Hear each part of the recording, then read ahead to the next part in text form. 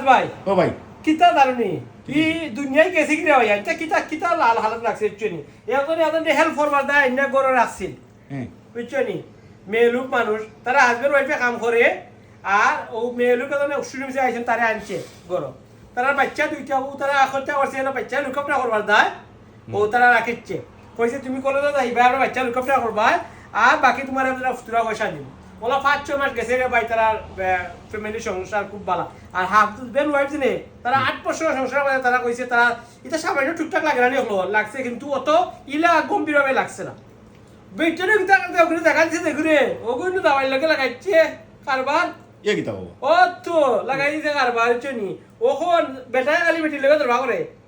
হ্যাঁ ও বেটি দুকাইয়া বাগরছে বলে কিতা বিষয় আমার হাজবেন্ড অত ধরবা করে ওখানে আমার লগে আজ এত তো লগে রাখ করে ওখানে কোন তোকে দেখা যায় দিনে খালা লাগুনি আনছিলা করো জায়গা দিছলা হেল্প করবার দায়